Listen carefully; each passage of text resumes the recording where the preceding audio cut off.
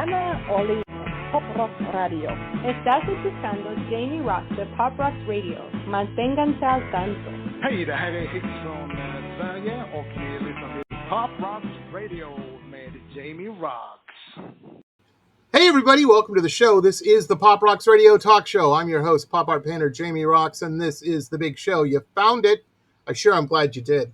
Hey, as are our advertisers. Remember to support them. They've all got they run rampant with special deals. They usually have a little box to type in where you heard of them. The Jamie Show, the Jamie Pop Roxx Radio, the guy with the hair who talks to movie stars and movie makers and whatnot. They'll know where to send the check, is all I'm saying. We appreciate it. I can buy my weird dog expensive dog food then. Anyway, I'm super excited. We have a returning guest. It's been a while. It's been pre-pandemic, I'm thinking. No, it was feels that way. It was 2023. 23. You're right, because it was post-pandemic. Yeah, the film came out in 2023. Man, it does feel. It's weird. It's one of those weird things where it feels a long time ago, but then it doesn't. It feels like a month or two ago. My life, last time we did this on the phone, there was no video, but for me, I think it was fall because we had our theatrical in November, so I think we would have talked around then. Yeah. I would assume, but I was doing that interview from the hospital when my son at Nicholas Children's Hospital in Florida, which was a great place because they saved my son's life. So life has changed. When I first did this interview, I was new to the hospital, and now he's back at school, and life is somewhat back to normal. I gotcha. Now, he was sick, you were saying? Yeah, he was diagnosed with leukemia in September of 23. Jesus. So we spent 23 and 24 and most of earlier this year dealing with that. And yeah, it was good. It wasn't good, but it did give me a lot of time to spend with him at the hospital. And is that done with like chemo or something? Yeah, four rounds of chemotherapy and one bone marrow transplant. For a little kid, that's a baby. That's not good, but it worked. Now you wouldn't even know. You wouldn't know anything happened. It's crazy. Wow. So yeah, last time I was in this little soundproof room. They have it's quiet rooms at the hospital. Oh, I didn't even know. If you ever get sick, go to Nicholas Children's Hospital. It's great. That's pretty cool. That's pretty smart. Oh man, it's my wife that's always in the hospital. It seems I go once every couple decades, maybe. Yeah, me too. But she's in there all the time. She's in there so much the nurses start recognizing, like the security guards are like, "Hey, Jamie, what's up?" I'd say I haven't had a checkup in 10 years now, which I should. I'm at an age where I should. Canadian blood is what it is. You know what I mean? That comes from drinking milk out of plastic bags. Right, yeah. All the, whatever they're called, those chemicals that come in. It seep into the milk there. Preservatives. No, I grew up on an organic farm where my dad milled a lot of his own organic meat, and then I probably ate some good food as a kid, even though I hated it. My mom made me eat good food, so maybe I'm not going to credit my mom because she'll, but she's probably responsible for my health. That's what they're supposed to be. I guess genetics make it regardless of what you fed me. Genetics are responsible anyway. So. Oh man, I'm telling you, it's so funny because we've all had those friends. They enter into parenthood, and they were wild a little bit before that happened, and you're used to thinking them in that way. You're like, oh man, Michelle and Mark, they must have drank 15 shots each that night. And then they become parents and they're inviting you to parties with bounce houses, parties that start at noon. Your friends that became teachers really make you reflect on when your teachers were in a bad mood when you were a kid. Now understanding that they were hungover and they had lives. So it's very true. It's very true. It's weird. I ran into a couple years ago. This is a very true story. I had known this gal in when I was in school, and she was living in North Florida, up in Jacksonville Beach or something up by Jacksonville. And her and her man were living on the beach in a cottage, and invited me to visit. So I did, and I had grown out of that a little bit, probably less so than most of our friends we hung out with. They had not grown out of that life at all. Right. And you're seeing somebody that's 30, 35 years old and they're partying like they're 18, 19, you're like, Jesus Christ, this is too much. You guys need to do something. The partying ended early for me, but the drinking, it's interesting because during the pandemic, I took some time to measure what I was drinking, and I don't drink anymore. So that's I'm the same. I'm the it's same way. I easier. was telling some friends of ours who were over, they wanted a cocktail. I'm like, yeah, no problem. What's your pleasure? I can make anything. I know how to, and I've got everything to do it. And they're like, wow, you got a hell of a bar, Jamie. And I said, yeah, it's the first time in my life that I've had one with liquor in the bottles, not just empty bottles I had put up on the shelf to show how cool I was. It's nice, but you'll notice the coating of dust over all the liquor bottles because they don't get used. Yeah. Unless people come over, I make them a drink. They're like, why don't you drink? And I said, cannot handle 3-day recoveries. For even one day, I got to a point where I wasn't writing the next day or I wasn't being creative, and you're just like, then once you go without, you're just like, what's the point? I don't know. I don't know if I quit drinking, but I just don't drink, and we'll see. I'm the same way. And back when I used to hang out in nightclubs and stuff, I did all kinds of crazy stuff. Yeah, that's done. But I don't do any of that stuff anymore. I don't even go out. I'm telling you guys, everybody thinks I'm like this cool wild child with all these cool filmmaker friends and stuff like that. Like you, here's the big secret. Everybody I know who's doing something, they go to bed at 10:30, 11 o'clock. We used to go out at that time. Yeah. I can't do that. Oh, I do. I should be, but I don't. I always say I'm going to go to bed at 10:30, and then I'll notice it's 12:30. Oh, it's 1, and then I'm up at 6 or whatever. Yeah, I'm telling you, it's so true. One of these days it's going to catch up to me, but I have a son. My son that was sick, he doesn't sleep, and he's affected. He's got a little bit of werewolf gene, I think, because every full moon, so we're in one right now, he wakes up at 4 a.m. Like 2 nights ago, he woke me up at 4 a.m, tapped me on the shoulder. It was not even 4, it was just before 4, and he said, Dada, how long before I can go watch television? And I looked at the clock. I was like, go back to sleep, man. And then he wiggled around a bit and then tapped me on again. He was like, I'm hungry. Can you make me chicken nuggets right now? So I did not make him nuggets at 4 a.m, but he was ready to go. I get up super early. I'm an old man, and my day starts at 3 a.m. and 3. Yeah, I just wake up and I can't sleep anymore. But I like it because my mind is real fresh, and that's when I have all my ideas, and the phone's not ringing because everybody's it's true, because I tried to do some work this morning and the people texting, and I got life. Oh yeah, and it's over dumb stuff, and when I'm writing, I write in the morning. Yeah, I hear you. I used to be a night writer, but now as I age, I like to do it when the wife's asleep. My biggest fear in life, I don't want to turn into Jack Torrance in The Shining when she brings him a sandwich and interrupts him, and he goes off on her. Yeah, that's a great scene. Yeah, I'm always like, I don't want to. Whatever you do, be a little patient with her. You can't tell her. That happened during the pandemic. We had to have some ground rules. I'm like, when the studio door's closed, I'm in here working, baby. You can't just come in here blabbering women speak. You know what I mean? I said, you understand, it's not you, it's me. I'm a man, I'm a guy. My go-to setting when you bring a problem to me is I'm trying to solve it. Even if I don't say it in my head, I'm working out plans to solve this problem. And that throws me off. I heard a good thing about for introverts out there, if you want a technique to live your life. I read a thing about this guy was working with a new guy started at work, and immediately on the first day asked him to borrow a large sum of money.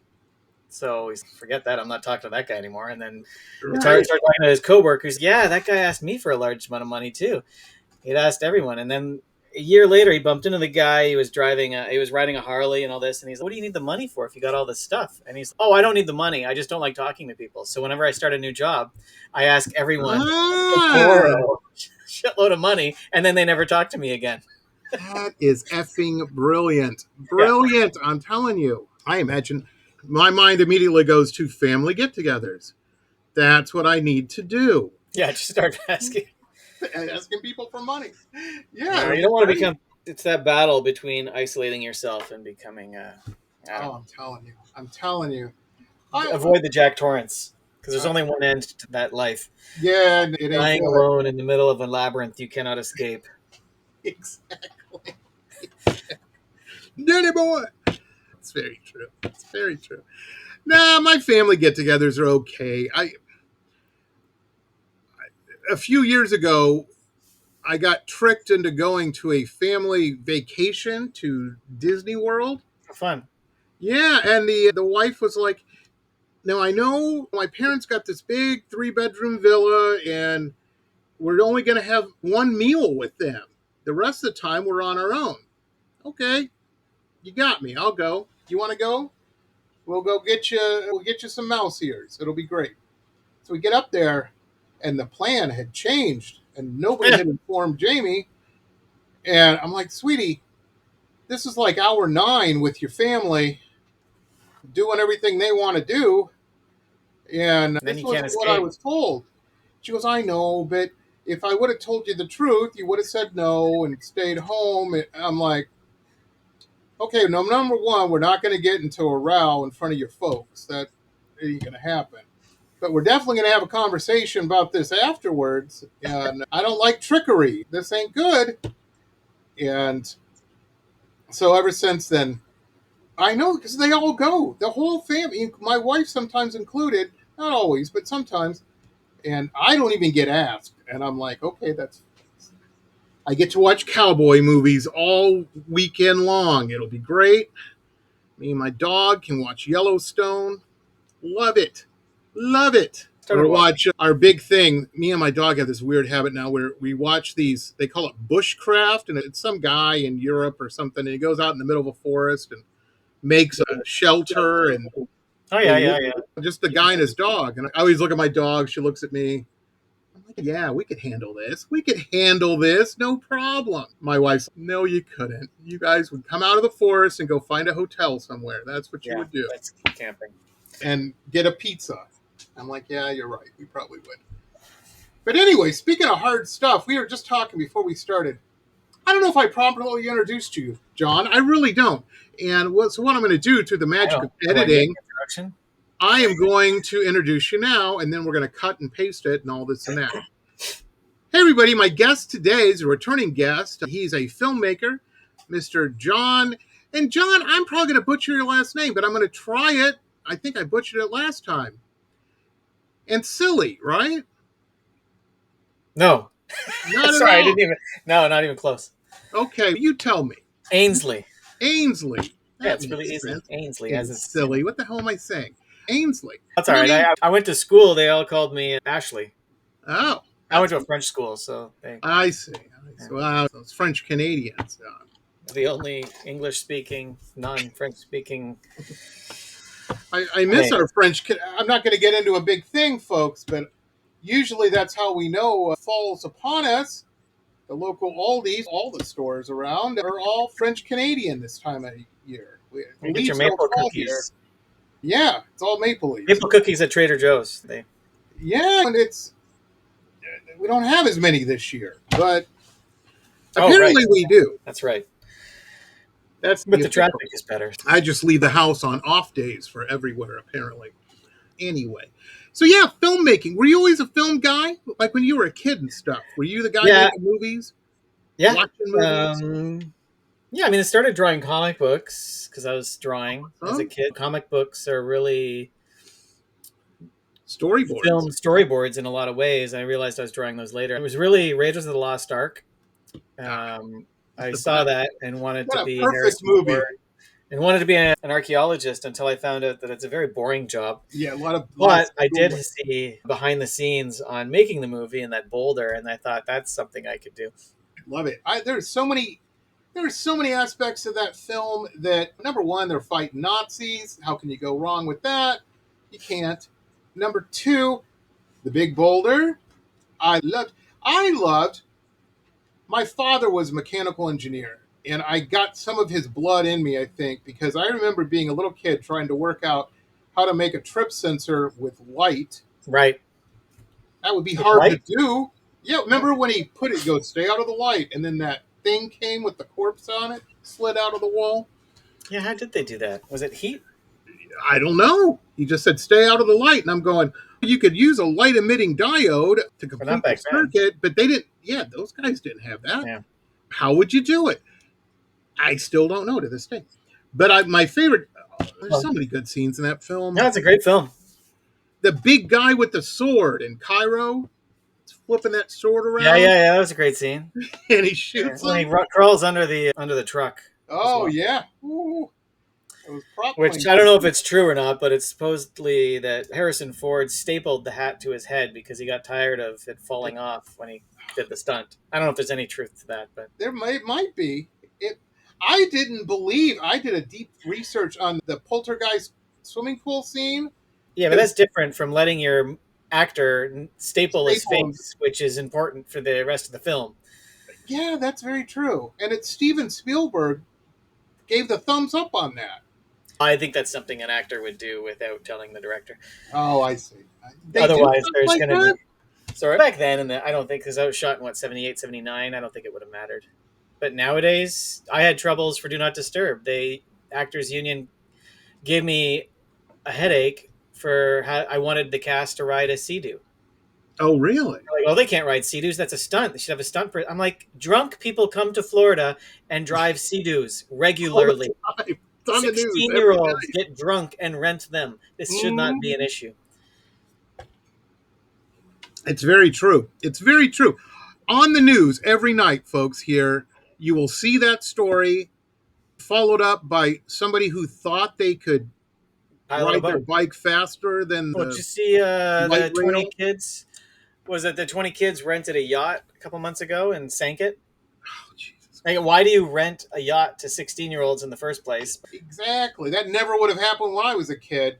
Oh, it would have, but probably. But kids didn't go on yachts when we were kids. No, not at all. There's some stories I could tell, but I did one time go to a rave on the Tea Party ship in Boston. You know that they dumped the tea over. Oh, the Tea Party, yeah. Sorry. Yeah, it was for a second, but yeah. But I left 20 minutes before it was raided, and everybody spent the night in jail. That's a very true story. It was a long time ago. So anyway, so you moved.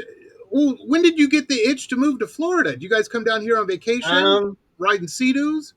No, I used to, and I've told this story about Do Not Disturb a couple times, is that I loved Miami Vice growing up. I was way too young to be watching it, but my dad wanted to watch it. And my mom was busy watching either Dynasty, Designing Women, or Dallas. And she says not Dallas, but I thought it was Dallas. I'd have to look at what played opposite ABC at that time. But anyways. Yeah, I think it was Dallas and then Dynasty. I thought it was Dallas or Dynasty. Pretty sure that's what my mom was watching. That distraction created a gap for me to watch Miami. I'm actually rewatching Miami Vice right now. But it holds up. It's amazing. And it's actually deeper than I ever... you know what? After season 3, it trails off. But I would say the second half of season 1 and the first half of season 2 is excellent. And great 80s music in every episode. Yeah. And Crockett was actually a really interesting character with a lot of trauma. And that we get lost in the nostalgia and forget that there was actually a decent character story and some good filmmaking in that show. It was almost like in the Batman story, how if you analyze it, Batman's pretty messed up. And I ripped off the Batman story from my first film, essentially. I didn't realize I did, but my first film, Jack Brooks' Monster Slayer, is about a young boy who witnesses his parents being murdered and then finds his true calling by slaying monsters. And that's why it's called Jack Brooks' Monster Slayer. And then later, like a year later, I was like, oh, that's basically just Batman. It never occurred to me at all. That's all right. No one's ever called me out on it, but... Yeah. No, Crockett was kind of like that. He wasn't... I'm not saying he was a scumbag. I'm saying that his penchant for violence and whatnot, for violence as a solution, wasn't too far off from his enemies. Idea of justice without necessarily following all the steps to a T was interesting, that he knew if he knew a rapist was a rapist or a murderer was a murderer, that demanded justice. But the cool thing about that show, not the cool thing, but the interesting thing about that show is that they didn't always get their man, which I think was a new thing. And there's an episode where they help free an actual murderer. But he was he was a Vietnam vet with a lot of trauma that was held inside, that comes out through the series. But also, what I never realized or remembered was that his first partner before, who's the actor? Who was his first partner? I can't remember. It wasn't Tubbs. Tubbs was... No, it's one of my favorite actors too. I can't remember his name right now. He's a classic actor. He was in Star Wars. He was in he's been in everything. He's in Sons of Anarchy. Oh, what the heck's that guy's name? Anyways, but his first partner came out of the closet, and his fellow policeman ridiculed him until he committed suicide. And Crockett felt so much guilt about not standing up and defending his friend. That's why he lived and worked dangerously, unafraid to die, was because he believed he deserved to suffer for letting his best friend down. Which no one ever brings that little plot up in that show. I thought was a great character. And that story is told in a very long, almost 8-minute scene between him and Tubbs, where they're literally holding each other affectionately and telling this story. And I don't even see that being done on television anymore. It's quiet at a gas station on the Dixie. It's weird with like modern television shows. And me and my wife watch a lot of TV in the evenings. It's cheap entertainment. You know what I mean? Something we can usually find something to watch together while we eat or whatever. And but they don't have shows like that much anymore. It's weird. And most times we'll just watch an episode of Fool Us with Penn and Teller on YouTube or something. But I rewatch The Sopranos more often than I do anything else. That's a great series. I love that. I love Boardwalk Empire. There's a bunch of them that I really like. I haven't rewatched Boardwalk. I think I watched it once myself and then once with my wife. And then I tried that. The Wire, The Sopranos, I can watch. I can sit through those any day of the week. Oh, man, I thought I was picking up Spanish. I thought I took a Rosetta Stone course or something. For Narcos? Yeah, I got sucked into Narcos. Colombians easy to understand. The Colombians, they speak very slowly, and I can actually follow it. And it's interesting because Wagner Moura, the guy that plays the Pablo, he didn't speak a word of Spanish before auditioning for that role. That's amazing. Because he's Brazilian. He spoke Portuguese, no Spanish. Because and then I can watch that show. I don't need subtitles. But then I come around Miami, I don't understand Cuban for the life of me. Right. I can pick up pieces, but it's not like I can go to Mexico, I can go to Colombia, I can speak. I went to Argentina, I had no trouble speaking Spanish. I live here and I can't pick up Cuban at all. We have a little girlfriend, she's Cuban American and first generation Cuban American.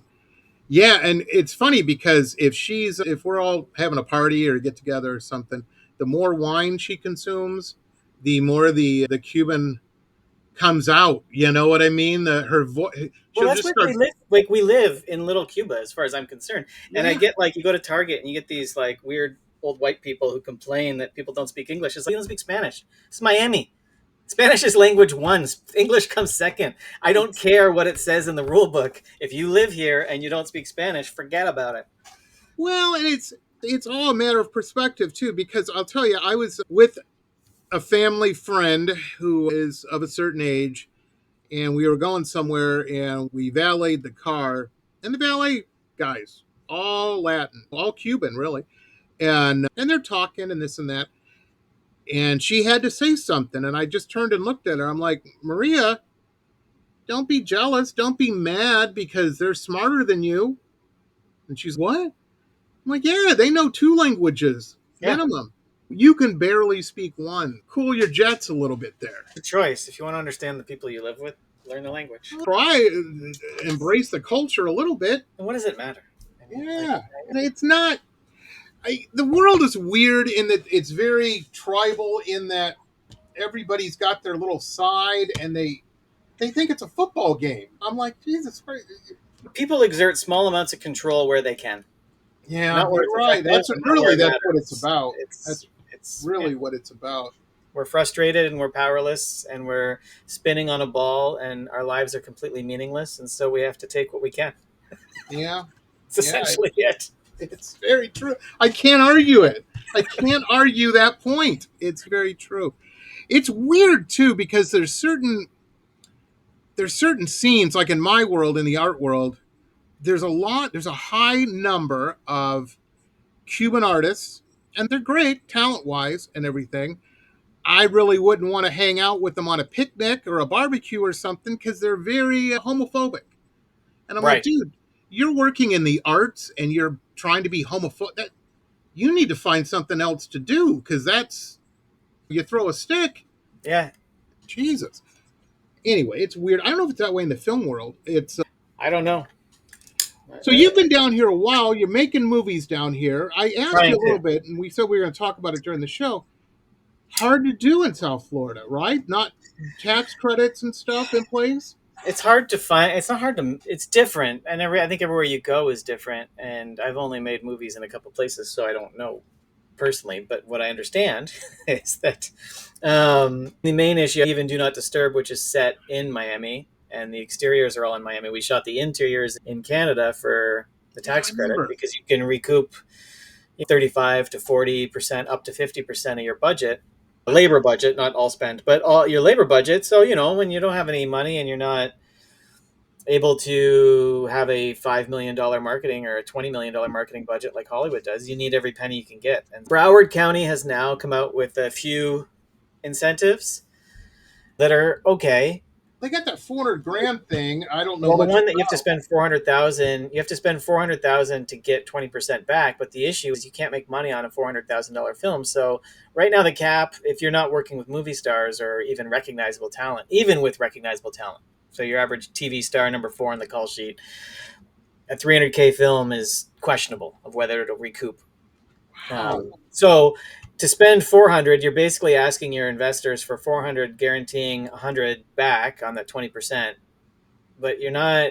You want it. That $300K mark, critical right now. It's changing, but with the advent of AI and the value of films dropping, it's scary. But yes, the difference is if you go to Georgia, I've never shot there, but my understanding is they have a 35% tax credit on your labor. Canada, the NDP government in BC just upped it to 40%. So if you were to go to BC, so if you take a certain amount of money to BC, you're already taking your 100,000 American becomes 130,000 or more Canadian. And then you're getting almost half of, or a little bit, basically half back on your labor to shoot there. So if you borrow against that, then you've got a way of financing your film. In Miami, the Broward County incentives are a start, and I think they're going to grow as more people start shooting here. But the other issue is that when you're in a city like Toronto, Atlanta, LA, there's a lot of you can hire a grip or a gaffer at a low day rate because they're making a shit ton of money on a Marvel movie on Wednesday, so they don't care. You pay them in beer on the weekend, they're happy to do it because their mortgage gets them out of the house, and yeah. Whereas as film work decreases, those people are scrounging for work, and it's hard to pay rent in a big city when you aren't getting a proper day rate. And then in Miami, it's a big commercial shoot, so a lot of the crew is commercial crew who get paid. Commercial crews don't work for free. Only film crews work for free. I mean, I don't know. That might not be true, but I know on the big commercials they get paid well, whereas non-union film crews are lucky if you get paid. Sort of world. But Miami, the beautiful thing about Miami is that it's not tired. People are enthusiastic, and the people who do work here, it's a small community. We all get to know each other eventually, and we all support each other, and everyone's enthusiastic. I said this story on Do Not Disturb. The opening shot is that airplane. The location let us on their property for free. They didn't care. And they let us shoot. And then traffic kept being an issue. So some random truck driver in a UPS truck blocked traffic from one direction so we could get our shot. And we didn't talk to him. We don't know him. He just saw what we were doing, picked up on the fact that we probably need traffic. Helped out. We got our shot. We gave him the thumbs up. He honked the horn, drove away, never met the guy, no clue who he is. In Toronto, that would have been a person honking their horn for 20 minutes until I paid them $200 to go away. Yeah, I was just going to say, LA is the same way. There's so much. The same way. LA is like that. New York is like that. Vancouver, because there's so much production that it stops traffic. It's a pain in the ass, and it is a pain in the ass. Whereas here, people are excited. Everyone I spoke to, it was like getting locations was easy, and everyone was welcoming, very interested. When I shot on the beach, people would talk to me and want to know what it was about, and it was fun. And had a bloody arm on the beach. Everyone is interested in that. The amount of people on a Florida beach who want a selfie with a bloody, severed arm is quite high. That's funny. Yeah. That's funny. I remember they shot when they were for a little while. They were making all these movies from old TV shows, and they shot some of the Baywatch scenes here in our little beach really? town. And The Rock was in it, and all this and that. And I think me and Danny were the only people that didn't go down to try to be on the set. Like the whole town, the directing assistant or somebody came out with a bullhorn and was like, "Everybody, we need you to back up a block. We can't have this. It ruins the scene if there's 3,000 people standing around trying to see The Rock. We'll all come talk to you after we get the scene, but let us get the scene first."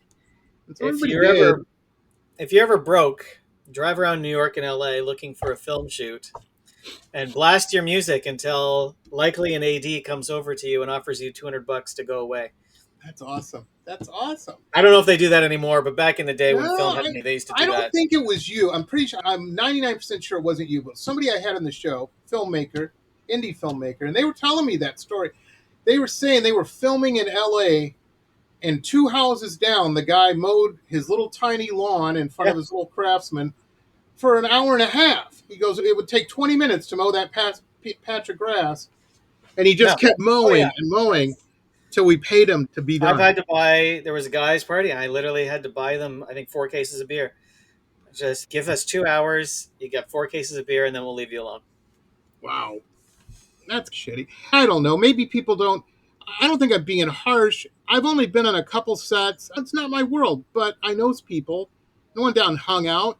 And I got to tell you, folks, indie film ain't what you're thinking. It ain't the back lot at Warner Brothers. There's nobody carrying big sceneries around, and John's not riding around in a golf cart with golfers on. It's usually, and craft services is a couple Little Caesars, the $5 Little Caesars. We try to feed crew if you're not paying them full rates, but good indie sets will have good food. It's worth investing in food to keep your crew happy. Obviously, I was not on a good indie site. I think that's one place you don't scrimp. But it was, but they're hard, and and the thing is too, you see all these credits and titles and accolades that people have.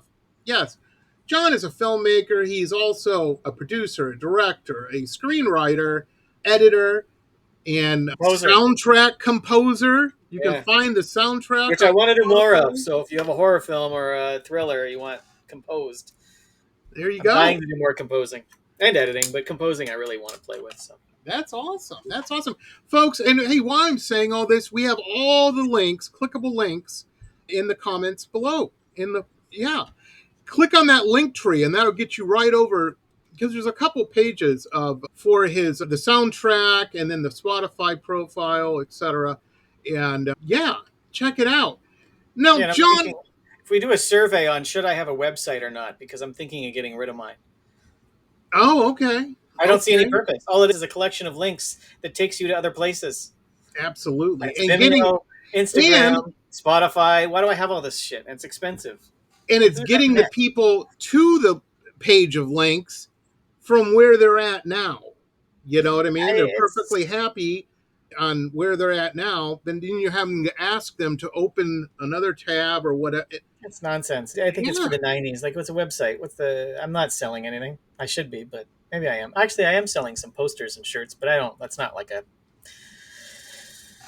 I'm not Amazon. Yeah, I opened a quick, like a Printify thing just for fun, but I get it. It's weird. It took me a long time to hone mine into making it worth messing with, because for a long time it wasn't. And now it's a big part of the business. But man, it takes time. It takes time. I just posted a thing. We partnered up with a company called Zazzle. We do our merch through because it's easy to control. And if I got to put somebody else on that duty, it's pretty quick to pick up. Good. But yeah, I was thinking about it. I'm like, when did I start using this? Then I thought, 2007. Oh my gosh, that's 18 years or whatever. It's crazy. And the only reason, I'll tell you, it's very fun. It's a very funny story. when I first started doing merch, I was still living in San Diego, and one of our big moneymaker weekends was their gay pride. And that community loved my pop art, and I loved them for it. They're big purchasers. That weekend for me, that was a good $18,000-$20,000 weekend. It was definitely worth doing. And I'm such a brilliant businessman. We finally had merch. I'm like, let me bring a bunch of shirts down. People will buy these T-shirts. It's a $15 sale, $20 maybe. That's easy. Shooting fish in a barrel. So from my background of not being a young gay guy who goes to the gym 4 days a week, I had always bought concert T-shirts at a concert, rock music. And so you always get the big shirts that are loose fitting and big. Your girlfriend steals it, she ties it in a knot in the back, everybody's happy. Young gay guys that spend half their life working out do not want a loose-fitting shirt that shows none of their hard work off. Nobody was buying nothing. Yeah, there's different purposes there. There's hiding and showing. Exactly. So I quickly ascertained what the problem was, and I got on the phone with Zazzle, and I said, hey, here's my account, blah, blah, blah. Okay, yeah, you just order all these shirts. I'm like, yeah, I'll sell those eventually. Not here, obviously, but I need to explain the problem. And they're based in San Francisco. I'm not saying that's a bad thing, everybody. They understood what I was talking about. It's all I'm saying. I'm using that as a reference.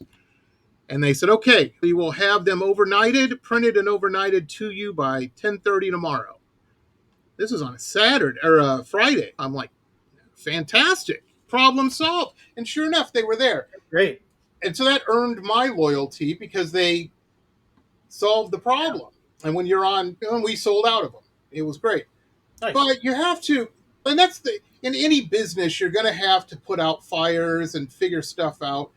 But all of my friends in the independent film world, they all do that, have to do that too. But times 100, it seems that there's always something going on, that the world is fighting you all the time. Is that just making a few of these kind of you get that learning curve out of the way? I don't think so.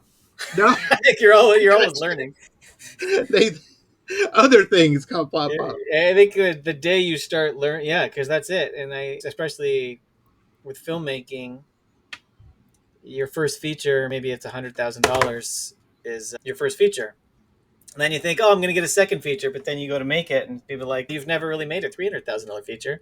So then you make a $300,000 feature, like you make it. No, you've never made a $2 million movie. It's like, well, how many proof of concepts do I got to do here before I get the? I'm past that a little bit, but I think the industry is reserved one, and I don't mind because I do have some $2 to $5 million features that I'm pitching and packaging and trying, but at the same time, that process is really alienating to a creative person, and I think it's really about splitting the creative people away from each other, because it becomes about not a creative producer, but about a financing producer communicating with an agent about value. And then we start putting this value on actors and what they're worth. And then when that actor comes in, and maybe you got to change your script to make them happy, and you can't. It's an interesting world where you're so removed from the process, because the rest of the filmmaker, the director, writer, you're so involved with every step of the process, except that one, and the selling of the film in a lot of cases. But so I've gone backwards, and that's why I think we started talking about making movies in Florida. So it's hard if you're trying to convince someone to invest $2 million into a movie and shooting in Florida, where you have to come up with, say, 100 or 1.5, $1.6 million in equity. To make that same movie in Canada, you only have to come up with $800,000. So just from a business perspective and recouping that money, it's way easier to recoup if you're not spending it, obviously. But so I love making movies in Canada. It's great. But I live here. I'd love to make a movie in Miami. I've written one that I'm hoping I can get complete financing on. But I wrote it to shoot it myself, essentially, and bring out a few student crew. Over the years, I've taught myself the basics on most of the roles. I've worked as a cinematographer. I've worked as an editor. I've worked as a composer now. But I've also, in that media time, of course, I've gripped, I've gaffed. And at the same time, technology is changing so that cameras pick up way more light. I've written a film that specifically can be shot without cinema lights. Because I think that's way more interesting. I mean, the first film that I did as a cinematographer, we had no cinema lights. We went and we had a working light was the only thing, and I used light bulbs and practicals, and it played at Sundance, so it did okay. And we shot it on video way back in the day when video was a thing, or not a thing. And then I shot in 2023. My wife just decided she wanted to direct a feature, and she wrote a very simple script, and she and I went out with 2 actors and I shot it. And my wife is very experienced in producing television and on the spot type of stuff, where she understood how to pick locations and schedule time of day so that I could point the camera in the right place. And it's gorgeous because you're using the sun. You have a small unit that you don't have to. That's the problem. When you have a 50-person unit, it takes 2 hours to move them from one location to the next. And now you've lost your day. Whereas with us, it was the opposite, where we would be ready for the next take. It was like moving too quickly in a lot of ways, but you can move and you can be creative. And then you find the sun, and you aim at the sun, and everything looks good when you aim at the sun. And then people are silhouetted. It's especially at the magic hour. We shot most of it at magic hour. It looks great. And so taking that experience, I just thought, is there something I could shoot myself? And I'm not 100% sold that I want to direct and shoot at the same time. But if I can do a small enough movie where I can do it, and I've written it to do it, and the risk is not so great, I just want to prove to myself in a lot of ways. And so it's doing that kind of stuff where if you keep the cost down, then it makes sense. So that's my goal, is to keep the costs down. Some people argue that it's better to spend X amount of money on a movie star to come out and do your movie. But I think if you don't have a solid reputation or a team, that oftentimes that actor is doing it for the money. And that's no fault to them. They're great actors, but they've got kids that need to go to school, so they need money sometimes. And it's a weird world now, too. It's okay, we spend a bunch of money on Mr. X, he comes in, and then Mr. X is involved in some crazy scandal 3 months later. But even, I just think the system is set up for, from the start, these small movies with emerging directors are set up to be minimum success required. And so people are all getting their fees, people are happy, and there's no point in it going any further. And that's the attitude that I see from the start to the finish in these movies is, yeah, it'd be great if it was a success, but no one's going to spend the extra $2 million on marketing to make sure it's a success or go through, because it's like, it's risk versus reward. And 99% of these films never succeed. So do you want to take your chance on that 1%? And not everyone does. So my solution is to get as big a cast as I can get and shoot it as cheaply as I can get. And maybe I'll own some of the movie and make some money off of it this time, but that's not the goal. The goal is just to survive and pay myself while I make it and make a movie. That's an interesting point for anybody with the idea of bouncing in their head. And I'm not trying to rain on anybody's parade. One of the jobs that John has, all independent filmmakers have, is you get producers, or as the rest of the world calls them, investors, people that throw money towards this idea. Yep. And then they like to, I'm sure, if this is like any investors I've ever had on any type of real estate deal or whatever, there's 2 kinds that write a check and hope something good happens. And then there's ones that write a check and call you 3 times a day, wanting to know what their rate of return is today. There's a third option.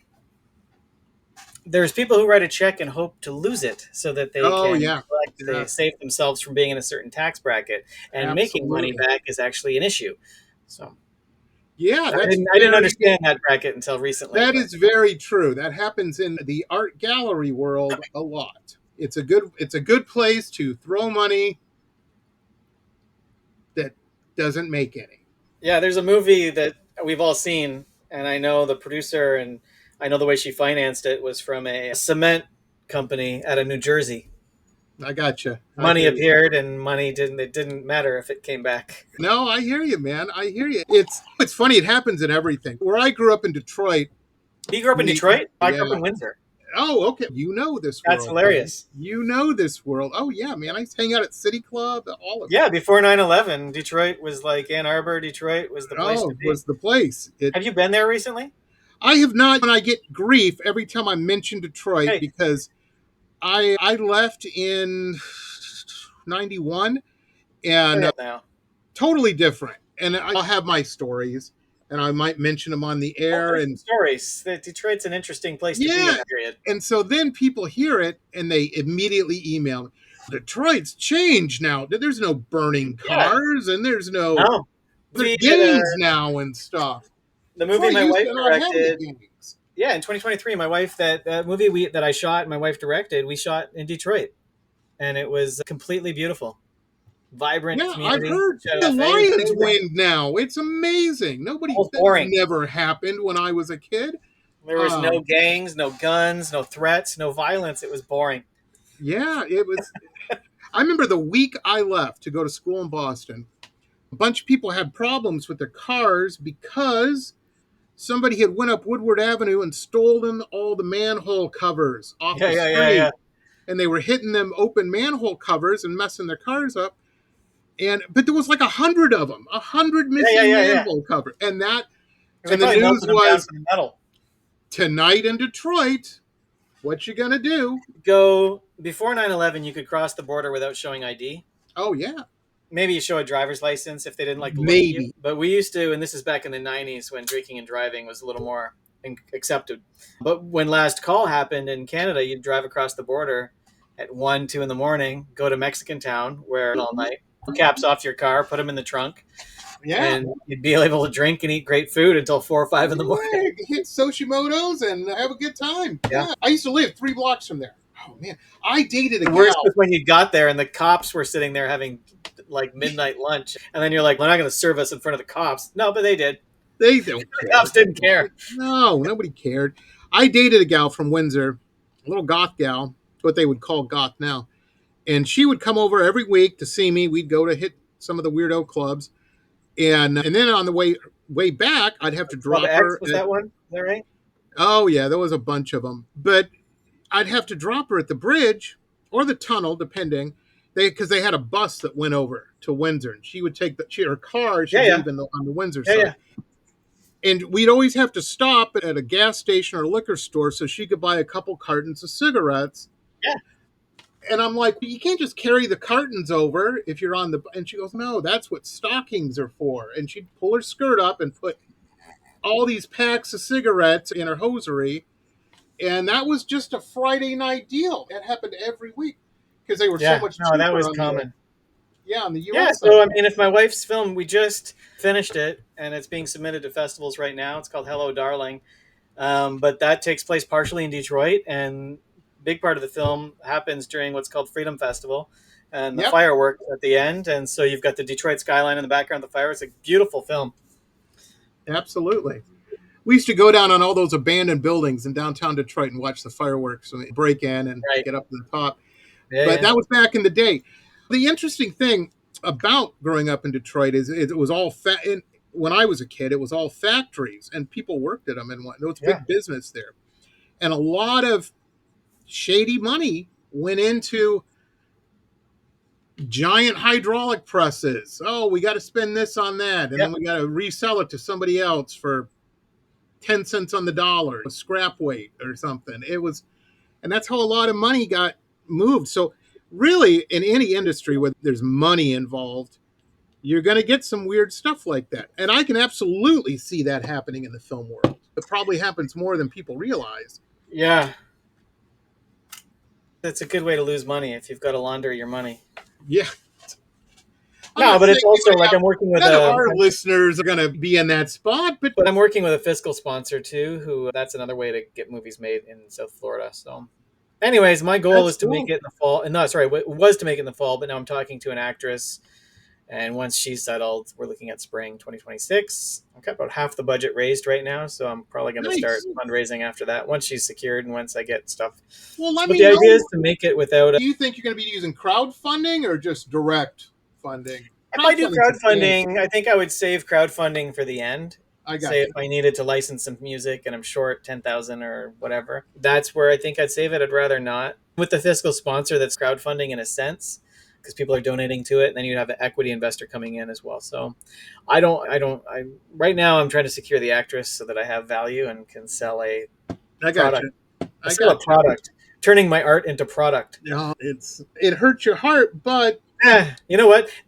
My first feature, we had a executive producer come in, an experienced guy, because the four of us were just never made them. We didn't do anything. I think we each had a short film on our names, and we are making this feature film. And we had, back then, a low budget was $1.2 million.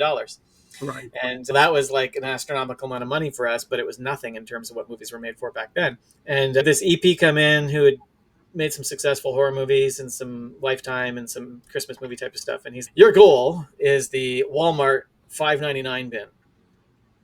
Because, you're not going to sell your movie to anyone. No one wants to see your movie. But if they go in and they find an Al Pacino movie and they find a Robert De Niro movie and it's buy two, get one free, yours might be the free one. And we'll get $6 for that. That's where all the money is. And I was like, okay, that's what I'm staying up nights drinking Red Bull writing. That's when the ulcer achieves levels up. You know what I mean? Jesus. But the good news is it did make a lot of money in the Walmart bin. So, oh, there you go. There you go. I never saw any of it. He did, but yeah, that's usually how that goes too. But I'm glad you're laying this truth out, because again, there might be some young guy or gal out there, and they've worked at a video rental. Not really, not anymore. But they're living that Tarantino their own streaming service out of their basement. Yeah, it's funny because people always say, "What does it take to make it in the film industry?" And my first answer is, "I don't know. I'll let you know when I make it." But my second answer is, the best advice I can give young filmmakers is to be born rich. Yeah, that will solve 90% of your problems. Be born rich and have supportive parents. You can have. Even one of those is helpful, and luckily I have one of those. That's the art business in a nutshell. There was, I'll tell you, in art school, when I went to a pretty good school, there was me and a lot of rich kids. That's about the percentage, 1 to 99, and the rich kids could coast. They didn't have the pressure. But it gives you can focus on your art because you're not working two jobs, and it affords you the time to survive the decade of struggle, because there is always a decade of struggle, no matter how good you are or who you are. You're like super hooked up, and it's always been that way, though. It's always been that way. And if you have someone paying your rent, it's much easier. Oh yeah, by far. In my case, it just forced me to make money. That was the thing, is I said, okay, I've got to set it up so we've got multiple income streams coming in. Yeah, I wish I would have done that. I made my money outside of the film industry, and that's getting harder. It is, and you combine them. You know what it is too? I think a big problem that I ran into as I grew older is I lost that naivete. There was so many times when I was younger that I would do something crazy in business.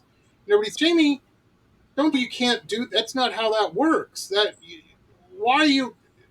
I'm like, well, it worked this time, worked for me.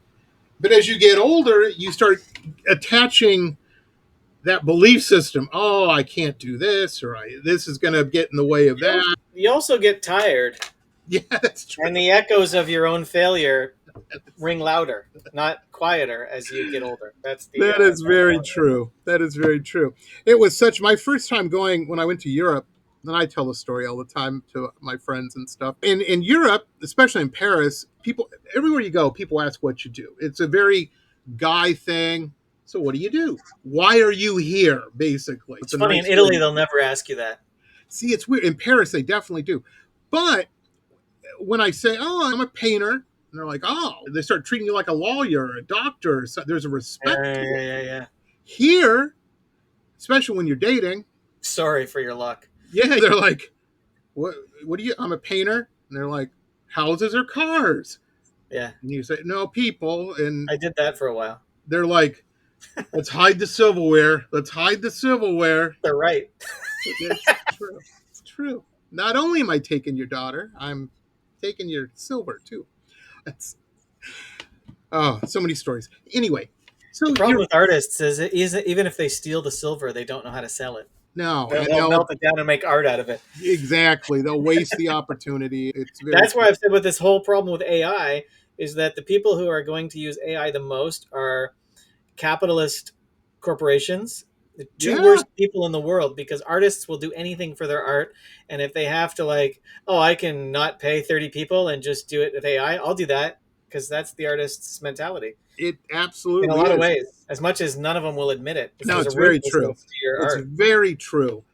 Yeah. No, as a writer, I'm not pro AI, but no, I'm not either. But the weird thing is it's still at a point right now where you can definitely tell the AI, although in the music world it's getting weird, because there's whole bands now and stuff that are.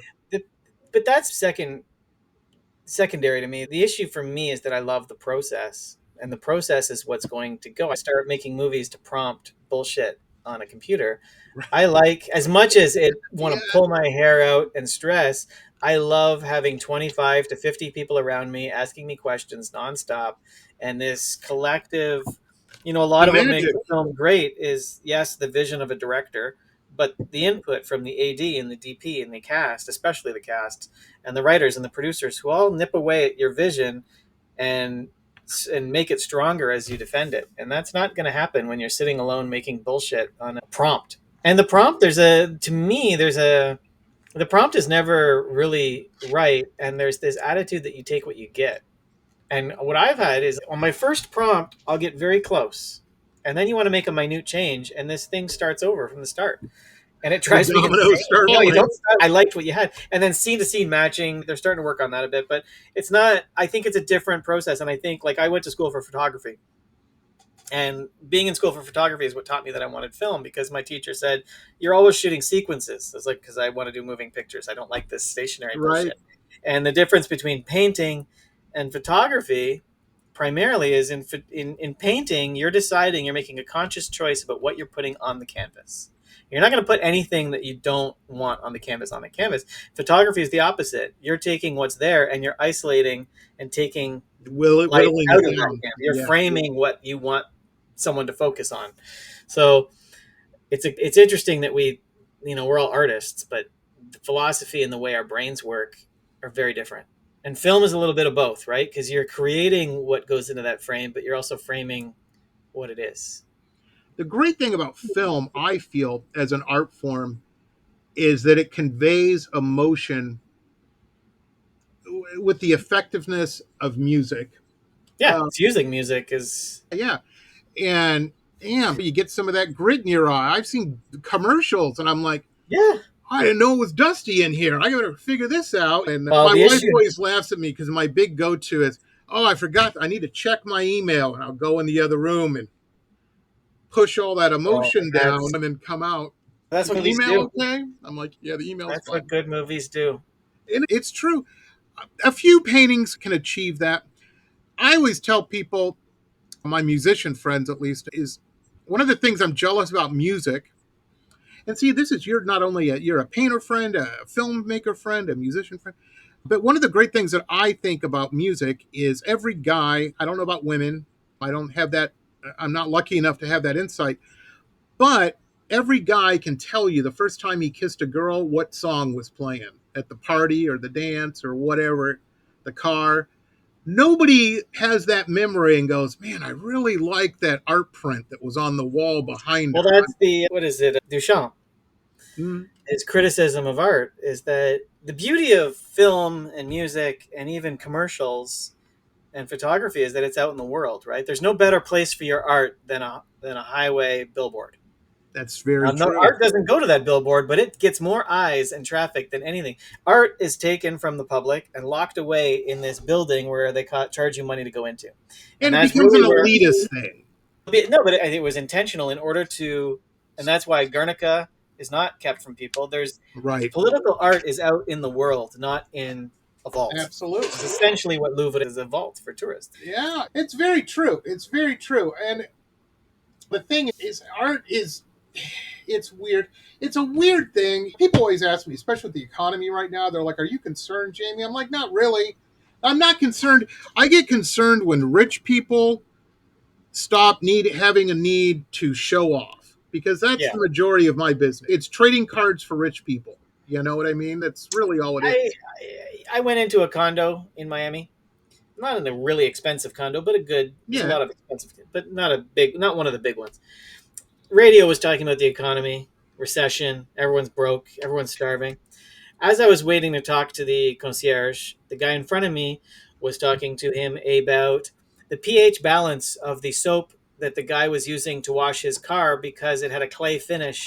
And I'm like, there's no like this pH balance of the water or soap. I couldn't remember what it was. I'm like, for his car. I'm like, exactly. When they start opening food pantries down on Star Island, that's when you got to get nervous, folks. That's when you got to get nervous. Weekend just bought a $55 million home in Coral Gables. So yeah, so there you go. If someone's insuring, I guess rich people don't insure their homes, so they just own them. Yeah, I don't know about that, but I don't think. What are you going to insure it for? What's the point? That's true. It's a waste of money.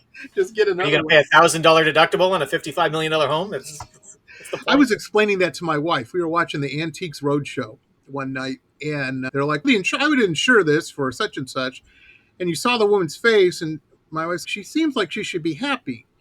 And I'm like, I think she is aware that she's going to have to start paying an insurance bill every month now when she insures this, because they're going to play the clip from the Antiques Roadshow. So they think it's worth it. You're saying it's worth $5. No, it's worth $50,000. So pay us every month. Hey, speaking of Coral Gables, we got to talk about it. This is a cool thing, man.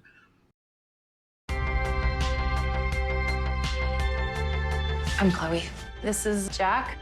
So this is your honeymoon then? Sort of. We're on vacation. Thought we could try again? Cheers. Guys. Eye contact. Oh. You two like to party? It's peyote. It's supposed to be really, really intense. The craziest dreams. Don't you feel weird about what we did? I took a full bite out of you. Jack, are you guys in there? Wait! What did we do? Wendy with you by any chance? She said she was stopping by your room last night. I haven't seen her since. What should we do? We turn ourselves in? It's just so primal. And she also... Right.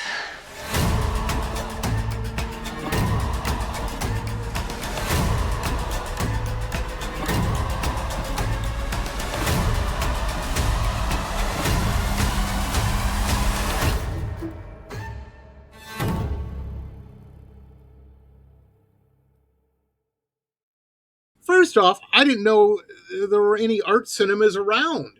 Turns out there is the Coral Gables Cinema that also screens some stuff. But the Cosford actually, if you go on the Cosford Cinema website, they already screen older movies. Like tomorrow night, Rashomon is playing. Nice. And you can also get advanced screening. I think they prioritize it for students. But go and you just have to register. I think most of the screenings are like $5 or free, which is really cool. But my wife is a professor at UM in Cinema Arts. Great. She also produced my feature, Do Not Disturb, or our feature, Do Not Disturb. And she shot a movie with me. I shot her movie, I should say. So she was trying to organize, or she's starting to organize a thing called Indie Night, where we'll play local films. Right. And meet after and discuss cinema to try to make cinema relevant again. So, between you and me, let her know I would love to have filmmakers on if somebody has something coming up, they want to get some press for it or whatever. Yeah, I can probably reach out to friends who are always desperate for exposure. I would love, because we got into a rut on the show where we were just doing bands, and I have nothing against bands.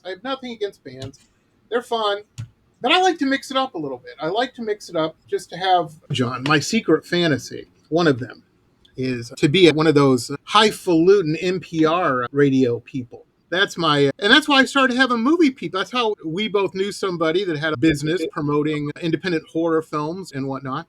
And hope he's doing well now. That was a weird deal. His daughter got real sick, everybody. And so he had to shutter that a little bit. But anyway, I was like, I'm going to have all these film people on. Every film was about zombies, but that's okay. That's okay. It's still film. It still counts. I could find some Citizen Kane-esque things in the zombie flick. Sure. I went to art school. We can add a bunch of BS to this. Night of the Living Dead is that's a very that's not a zombie movie. That's a race movie. You know what I mean?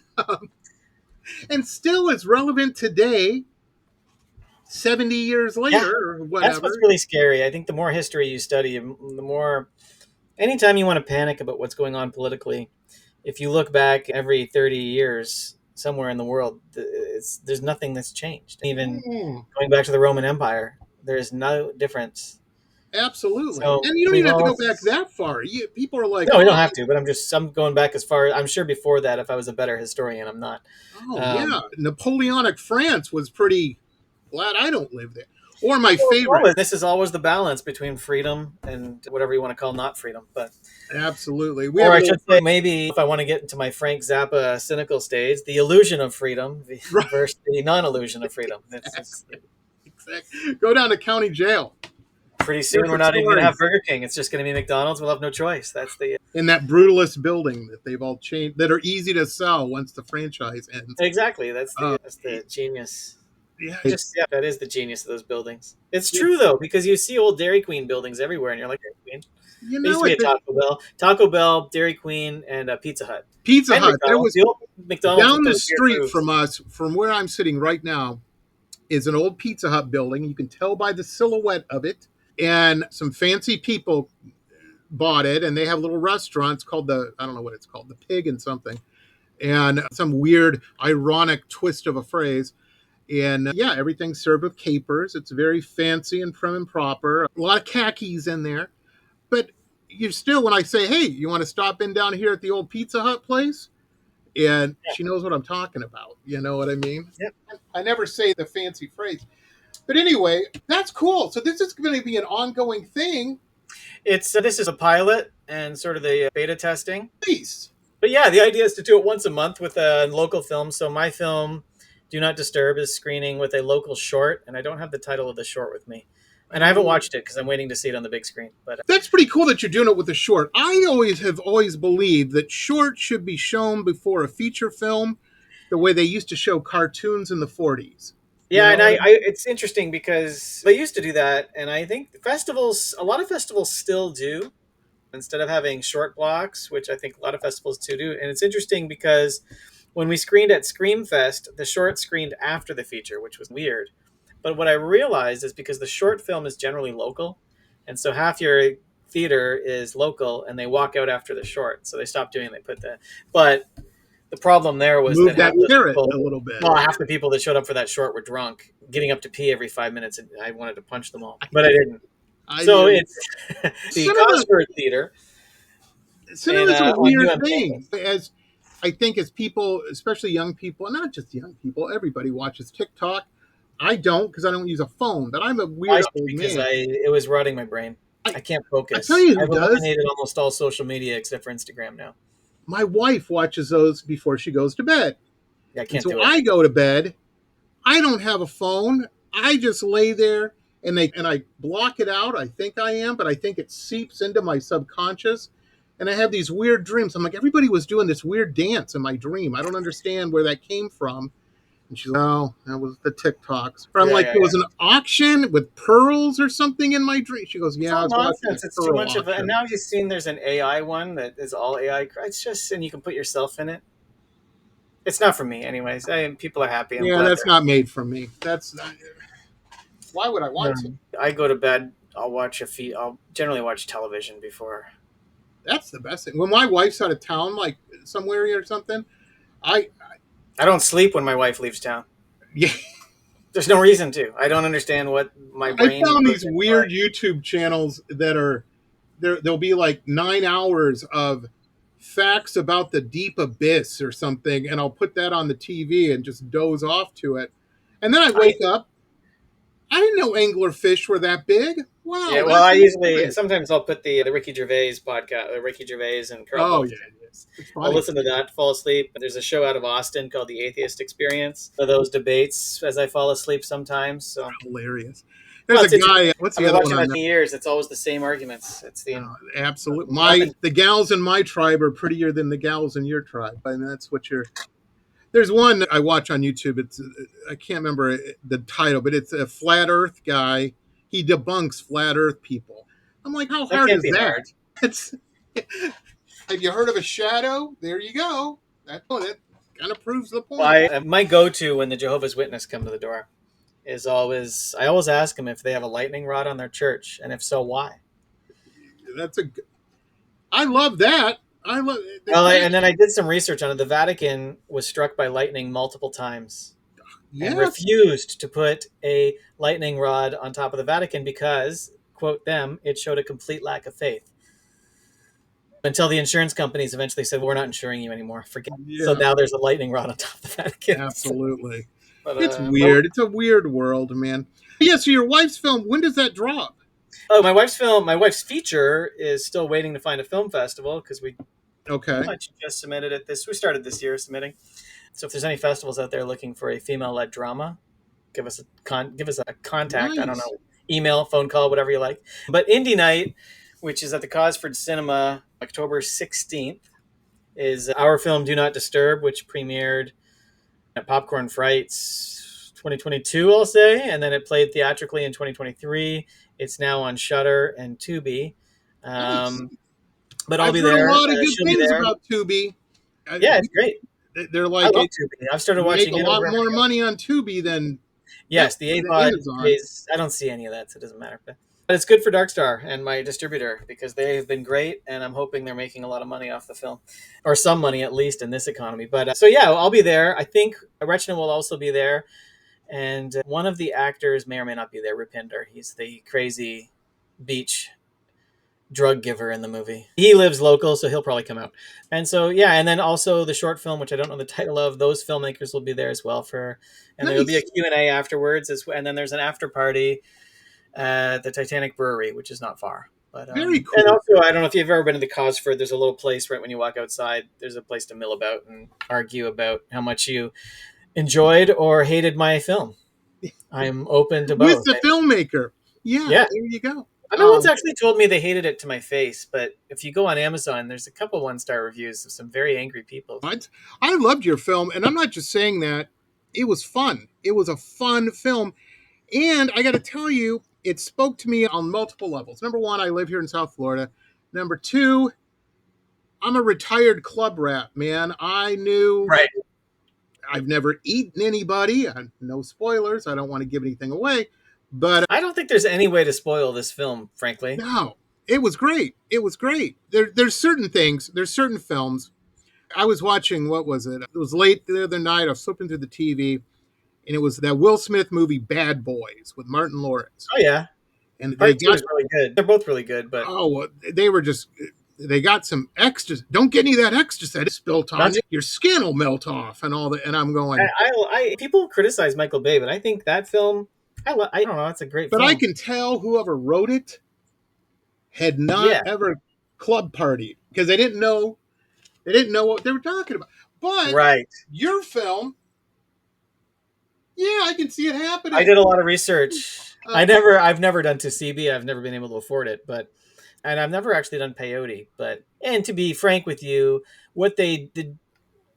And I know this is a big criticism of the film if you're a big peyote person, is that peyote doesn't actually have that much of an effect, which is partially, there's two things in the film that I'll say to defend that, is the fact that they mix it with cocaine, Tusibi, speed. It's a cocktail, yeah. It's the mix, but also there is a type of peyote, and I don't know the name of it, but it looks like peyote, but it is not peyote. Shaman, you will know, don't touch that peyote. That's devil peyote that brings out evil spirits only. And that's what they end up with. They don't actually end up with the peyote that's used with ayahuasca and spiritual guidance and good things about it.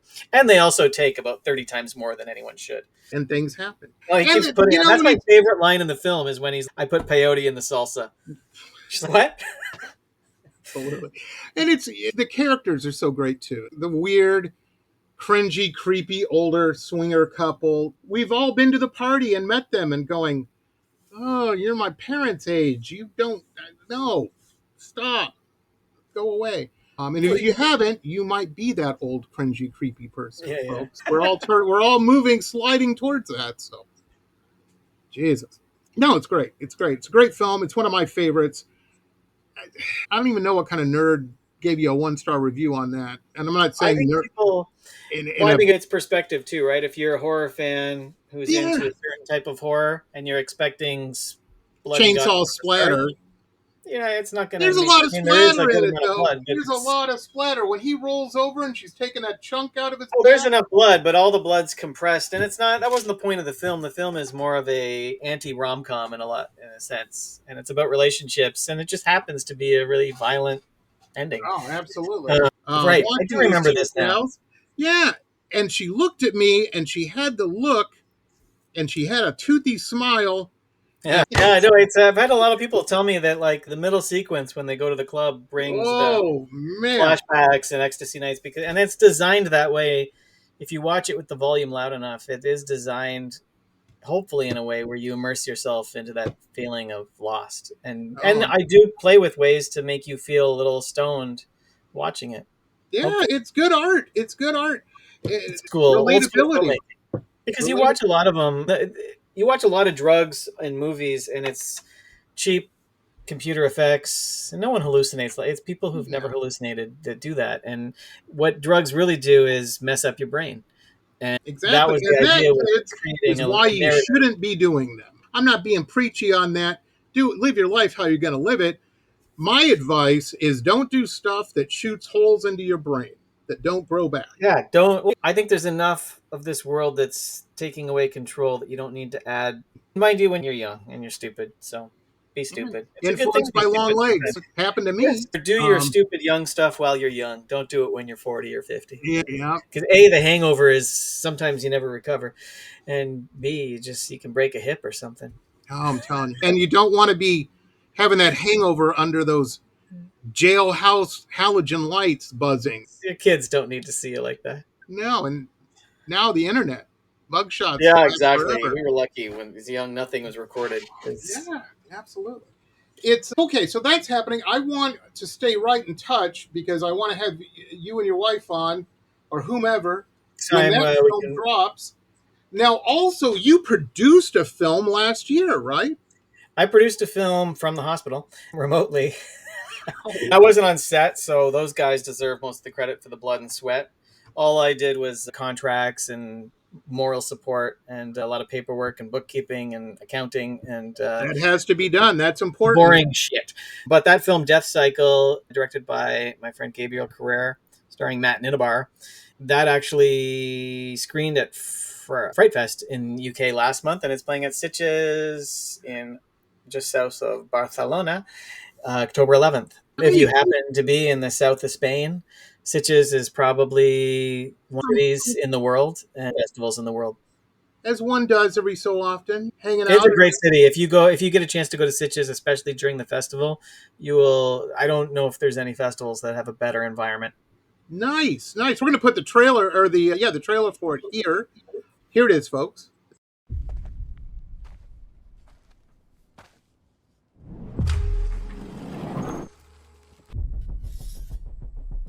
Fractured skull, broken pelvis, lacerated liver, and 2 blood transfusions. That is horrible. It was an accident. At least that's what they say it was.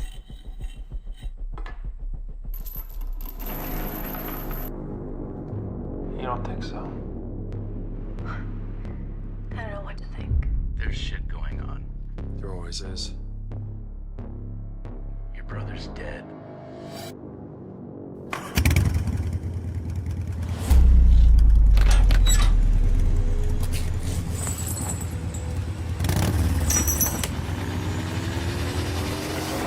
Somebody had problems with the Sullivans. And if it's not you, then who? I swear she has something to do with Eddie and Ray. It was a hit and run last night involving 2 women. But only one of them died. I want you to talk to her.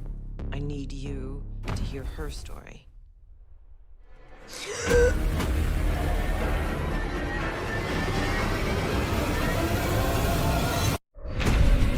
Eddie, talk. Everything. Everything!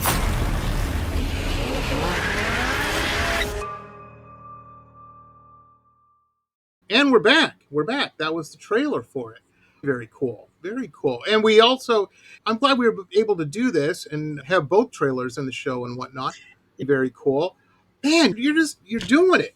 Folks, that's the biggest thing.